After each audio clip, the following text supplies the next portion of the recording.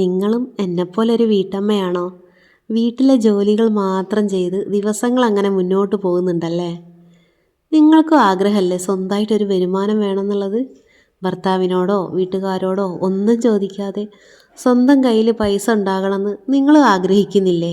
ഞാനും ഒരുപാട് ആഗ്രഹിച്ചിരുന്നു കേട്ടോ. ആ ഒരു ചിന്തയാണ് ഇന്ന് ഈ കാണുന്ന രീതിയിലുള്ള ഒരു കോഴി വളർത്തലിലേക്ക് എന്നെ കൊണ്ട് എത്തിച്ചത്. വലിയൊരു പ്ലാനിങ്ങോട് കൂടി ഒരുപാട് കോഴികളെയും കൂടും ഒക്കെ വാങ്ങി സെറ്റ് ചെയ്ത് അങ്ങനെ ഒരു കോഴി വളർത്തൽ രീതിയല്ലായിരുന്നു കേട്ടോ എൻ്റെത്. ഞാൻ ഒട്ടും വിചാരിക്കാതെയാണ് ഈ ഒരു മേഖലയിലേക്ക് കടന്നു വന്നത്. 7 വർഷങ്ങൾക്ക് മുൻപാണ് ഞാൻ ഈ ഒരു കോഴി വളർത്തൽ തുടങ്ങിയത്. കുട്ടികളെ വീട്ടിൽ നിർത്തിയിട്ട് പുറത്ത് ജോലിക്ക് പോകാനുള്ളൊരു സാഹചര്യമൊന്നും എനിക്കുണ്ടായിരുന്നില്ല. മറ്റൊന്നും കൊണ്ടല്ല കേട്ടോ, രണ്ടാളും ചെറിയ മക്കളാണ്. പിന്നെ എൻ്റെ വീട് പണി ഉണ്ടായിരുന്നു. ഞങ്ങളുടേത് ഒരു പഴയ തറവാട് വീടായിരുന്നു. അതൊക്കെ പൊളിച്ച് വേറെ വീടുണ്ടാക്കി. സത്യം പറഞ്ഞാൽ ആദ്യം ഞാൻ വാങ്ങിയത് 5 കോഴികളെയാണ് കേട്ടോ, അതും എൻ്റെ വീട്ടാവശ്യത്തിനായിട്ട്. പിന്നെ കോഴികൾ വലുതായി മുട്ടയൊക്കെ ഇടാനായി തുടങ്ങിയ സമയത്താണ് ഈ അയൽവാസികളൊക്കെ ഇങ്ങനെ കോഴിമുട്ടയുണ്ടോ കൊടുക്കാനുണ്ടോ എന്നൊക്കെ ചോദിച്ച് ഇങ്ങനെ വരാൻ തുടങ്ങിയത്. അങ്ങനെ ആ ഒരു സമയത്താണ് ഞാനിങ്ങനെ ചിന്തിച്ചത്, എന്തുകൊണ്ട് ഇതൊരു വരുമാനമാക്കിക്കൂടാന്നുള്ളത്. അങ്ങനെ 5 കോഴികളിൽ നിന്നും തുടങ്ങി ഞാനൊരു 200-250 കോഴികളിലാണ് ഇപ്പോൾ എത്തി നിൽക്കുന്നത്. പിന്നെ എൻ്റെ അടുത്തുള്ള കോഴികൾ എന്ന് പറഞ്ഞാൽ ഈ BV380 അല്ലെങ്കിൽ മുട്ടക്കോഴികൾ അങ്ങനത്തതൊന്നുമല്ല കേട്ടോ. എൻ്റേത് സാധാ നാടൻ കോഴികളാണ്.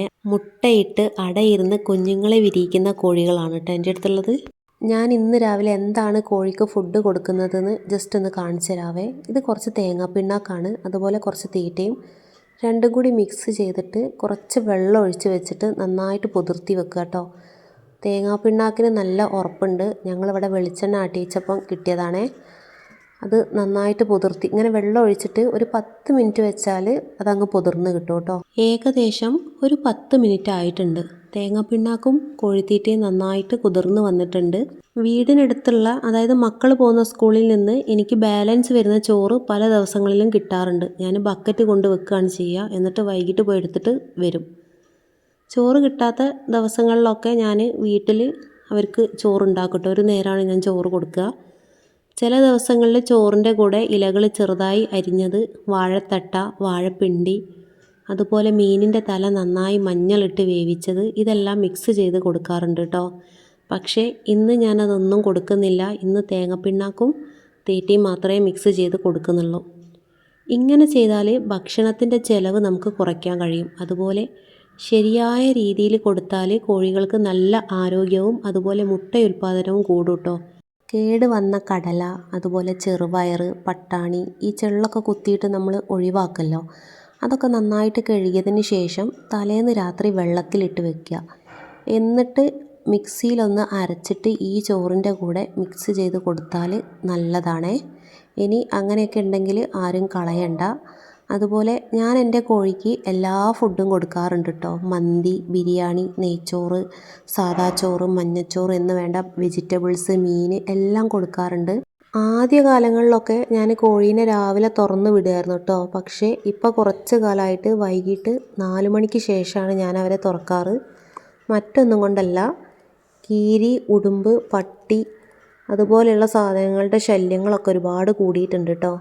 അങ്ങനെ കഴിഞ്ഞ ദിവസം നമ്മുടെ 2 കോഴീനെ അവർ പിടിച്ചുകൊണ്ട് പോയി. അതിന് ശേഷം പിന്നെ ഞാൻ അങ്ങനെ രാവിലെ കൂട് തുറക്കാറില്ല. വൈകിട്ട് കൂട് തുറന്നാലുള്ളൊരു ഗുണം എന്താണെന്ന് വെച്ചാൽ ഇവർ ഒരുപാട് ദൂരേക്ക് പോകില്ല. ആ ഒരു കുറഞ്ഞ സമയമാണല്ലോ അവർക്ക് കിട്ടുക. ആ ഒരു സമയം അവർ നമ്മുടെ മുറ്റത്തും പറമ്പിലൊക്കെ ഉണ്ടാവുകയും ചെയ്യും. നമുക്ക് അവരെ നന്നായിട്ട് ശ്രദ്ധിക്കാനും കഴിയും കേട്ടോ. ഞാൻ കോഴിയെ വളർത്തിയത് കൂടില്ലാതെയായിരുന്നു. ഞാനൊരു കൊതുക് വലേൻ്റെ ഉള്ളിൽ 2 കമ്പ് ഇങ്ങനെ വെച്ചിട്ട് അങ്ങനെയായിരുന്നു കോഴീനെ വളർത്തിയിരുന്നത്. രാത്രി ബക്കറ്റിലാക്കിയിട്ട് റൂമിൽ കൊണ്ടുവയ്ക്കും. അങ്ങനെയായിരുന്നു കേട്ടോ. അതായത് നമ്മളെ വീട് പണിയാണല്ലോ, അപ്പോൾ പണി കഴിയാത്ത റൂമുണ്ടായിരുന്നു, അതിൽ കൊണ്ടുവയ്ക്കും. പിന്നെ മരത്തിന് ചുറ്റും ഇങ്ങനെ സാരി വലിച്ച് കെട്ടിയിട്ട് അതിനകത്തായിരുന്നു വളർത്തിയിരുന്നത്. പിന്നെ ഇപ്പോൾ കുറച്ച് കാലമായിട്ടോ ഇങ്ങനെ കൂട് മുറ്റത്ത് കല്ലൊക്കെ വെച്ച് ഇങ്ങനെ നെറ്റൊക്കെ അടിച്ച് ഉണ്ടാക്കിയിട്ട് കുറച്ചായിട്ടേ ഉള്ളൂ. ചില ആളുകളുടെ വിചാരേ കോഴികളെ വളർത്താൻ ഒരുപാട് ചിലവ് ഉണ്ടെന്നാണ്. പക്ഷേ എൻ്റെ ഒരു 7 വർഷത്തെ അനുഭവത്തിൽ ഞാൻ മനസ്സിലാക്കിയ കുറച്ച് കാര്യങ്ങളുണ്ട്. ശരിയായ രീതിയിൽ ആത്മാർത്ഥമായിട്ട് പ്രവർത്തിച്ചാൽ ചിലവ് നിയന്ത്രിച്ചിട്ട് നമുക്ക് നല്ലൊരു വരുമാനം കോഴി വളർത്തലിലൂടെ ഉണ്ടാക്കിയെടുക്കാൻ സാധിക്കും. എന്നെപ്പോലെ കോഴീനെ വളർത്തുന്ന ആരെങ്കിലും ഈ വീഡിയോ കാണുന്നുണ്ടെങ്കിൽ എനിക്ക് അവരോടൊരു കാര്യം ചോദിക്കാനുണ്ട്. നിങ്ങൾ എല്ലാ ദിവസവും കടകളിൽ നിന്നും കിട്ടുന്ന തീറ്റ മാത്രം കൊടുത്തിട്ടാണോ നിങ്ങളെ കോഴീനെ വളർത്തുന്നത്? അങ്ങനെയാണെങ്കിൽ ഞാൻ ഈ പറഞ്ഞ രീതിയിലും കൂടി നിങ്ങളൊന്ന് പരീക്ഷിച്ച് നോക്ക്. അപ്പോൾ നിങ്ങൾക്ക് മനസ്സിലാവും കേട്ടോ, ആ തീറ്റ കൊടുത്ത് വളർത്തുന്ന ആ ഒരു മാറ്റവും നമ്മൾ അല്ലാത്ത ഫുഡുകളൊക്കെ അതിൽ മിക്സ് ചെയ്ത് കൊടുക്കുമ്പോഴുള്ള ആ ഒരു മാറ്റവും നിങ്ങൾക്ക് മനസ്സിലാവും. ഞാൻ പറഞ്ഞു കോഴികൾക്ക് നല്ല ആരോഗ്യവും അതുപോലെ മുട്ട ഉൽപ്പാദനവും കൂടുന്നുള്ളത്. അവർക്ക് അസുഖങ്ങൾ വളരെ കുറവായിരിക്കും കേട്ടോ. ഈ തീറ്റ തന്നെ കൊടുത്ത് നമ്മൾ കോഴീനെ വളർത്തിയിട്ട് അതിൽ വലിയ ലാഭമൊന്നും എനിക്ക് തോന്നുന്നില്ല. കാരണം നമുക്ക് സ്റ്റാർട്ടറിന് തന്നെ 1 kg 50 രൂപ വരുന്നുണ്ട്. ആ ഒരു 50 രൂപേൻ്റെ തീറ്റ ഒരു 19 കോഴിമക്കളാണെങ്കിൽ അവർക്കൊരു 2 ഏറി വന്ന 3 ദിവസത്തേക്ക് മാത്രമേ നമുക്ക് ആ തീറ്റ ഉണ്ടാവുള്ളൂ കേട്ടോ.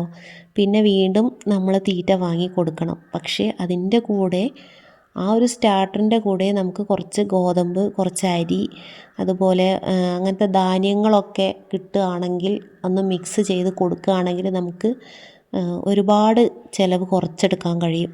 നിങ്ങളൊരു 5 കോഴീനെ വളർത്താൻ തയ്യാറാണോ? തയ്യാറാണെങ്കിൽ ഇന്ന് തന്നെ പോയിട്ട് ഒരു 5 കോഴീനെ പോയി വാങ്ങിക്കോ കേട്ടോ. ഒരുപാട് സ്ഥലമോ വലിയ ചിലവോ വലിയ കാര്യങ്ങളോ ഒന്നും തന്നെ ഇല്ലാതെ വീട്ടിൽ ബാക്കി വരുന്ന ഫുഡും പച്ചക്കറി വേസ്റ്റും മറ്റും ഉപയോഗിച്ച് കോഴീനെ വളർത്തി നല്ലൊരു വരുമാനം നിങ്ങൾക്ക് ഉണ്ടാക്കിയെടുക്കാൻ കഴിയും. പിന്നെ കൈ നനയാതെ മീൻ പിടിക്കുക എന്നുള്ള ചിന്ത കൊണ്ടൊന്നും ആരും ഇതിലേക്ക് വരരുതേ. കോഴി വളർത്തൽ മടിയന്മാർക്ക് പറ്റിയ പണിയല്ല കേട്ടോ. ഓരോ ജോലിക്കും അതിൻ്റെതായ ബുദ്ധിമുട്ടുകളും കഷ്ടപ്പാടുകളും എല്ലാം ഉണ്ട്. അത് ഈ ഒരു മേഖലയിലും ഉണ്ട് കേട്ടോ. ബുദ്ധിമുട്ടായിട്ട് കണ്ടാൽ അത് നിങ്ങൾക്ക് എന്നും ഒരു ബുദ്ധിമുട്ട് തന്നെയായിരിക്കും. ഇതൊരു അവസരമായിട്ട് ഇഷ്ടത്തോട് കൂടി ചെയ്താലുണ്ടല്ലോ നല്ലൊരു വരുമാനം നിങ്ങൾക്ക് ഇതിലൂടെ തന്നെ കിട്ടും. പിന്നെ എല്ലാ ബിസിനസ്സിലും ഉണ്ടാവുന്നത് പോലെ ഈ ഒരു മേഖലയിലും ഉണ്ട് ലാഭവും നഷ്ടവും എല്ലാം. നായ പിടിക്കും, കീരി പിടിക്കും, രോഗങ്ങൾ വരും. പക്ഷേ അതെല്ലാം ശ്രദ്ധിച്ച് കൈകാര്യം ചെയ്താൽ നമുക്ക് എല്ലാ കാര്യങ്ങൾക്കും പരിഹാരമുണ്ട് കേട്ടോ. ഒരുപാടൊന്നും ഇല്ലെങ്കിലും എൻ്റെ ആവശ്യത്തിനുള്ള ഒരു വരുമാനം എനിക്കിതിൽ നിന്ന് കിട്ടുന്നുണ്ട്. അതുമാത്രമല്ല ഇതിൻ്റെ കൂടെ വീട്ടിലെ കാര്യങ്ങളും കുട്ടികളുടെ കാര്യങ്ങളും കൂടി നന്നായി നോക്കാൻ എനിക്ക് കഴിയുന്നുണ്ട് കേട്ടോ. പിന്നെ ഏറ്റവും വലിയ ഗുണം എന്താണെന്ന് വെച്ചാൽ മക്കൾ 2 സ്കൂളിൽ പോയാൽ ഏട്ടൻ പണിക്കും പോയാൽ പിന്നെ ഞാൻ ഒറ്റയ്ക്കാണല്ലോ വീട്ടിലുണ്ടാവുക. എനിക്ക് മിണ്ടി പറയാൻ ഇതേ ഇവരാണ് കേട്ടുള്ളത്. ഇവർക്ക് ഫുഡ് കൊടുക്കുക, വെള്ളം കൊടുക്കുക, ഇവരോട് കഥകളൊക്കെ പറയുക, അതാണ് എൻ്റെ മെയിൻ പരിപാടി. പിന്നെ വൈകിട്ടാവുമല്ലോ അവർ സ്കൂളിട്ട് വരാൻ. ഇതിപ്പം നമുക്ക് ഒരാഴ്ച മുന്നേ വിരിഞ്ഞ കുട്ടികളാണ്. ഇവർക്കും ഉണ്ടൊരു സ്റ്റോറി പറയാൻ, അത് ഞാൻ പിന്നീട് പറയാം കേട്ടോ. പിന്നെ ഒരുപാടൊന്നും വേണ്ട, ആഗ്രഹവും ധൈര്യവും മാത്രം മതി. വീട്ടിലിരുന്ന് വരുമാനം ആഗ്രഹിക്കുന്ന വീട്ടമ്മമാർ ഒന്ന് കമൻറ്റ് ചെയ്യണേ. ഇനി വരുന്ന വീഡിയോസ് നിങ്ങൾക്കുള്ളതാണ് കേട്ടോ. നിങ്ങൾക്ക് വീഡിയോ ഇഷ്ടപ്പെട്ടിരുന്നെങ്കിൽ ഏട്ടും കമൻറ്റ് ചെയ്യുക. നിങ്ങളുടെ കമൻറ്റ് നെഗറ്റീവ് ആയിക്കോട്ടെ പോസിറ്റീവ് ആയിക്കോട്ടെ എന്ത് തന്നെ ആയാലും നിങ്ങളുടെ അഭിപ്രായങ്ങൾ നിങ്ങൾ പറയാം കേട്ടോ. അതുപോലെ വീഡിയോ ലൈക്ക് ചെയ്യാനും ആരും മറക്കരുത്. ഇന്നത്തെ വീഡിയോ ഇത്രയേ ഉള്ളൂ കേട്ടോ. എല്ലാവർക്കും ഇഷ്ടപ്പെട്ടു, അതുപോലെ ഉപകാരപ്രദമായി എന്ന് വിശ്വസിക്കുന്നു. Okay, by.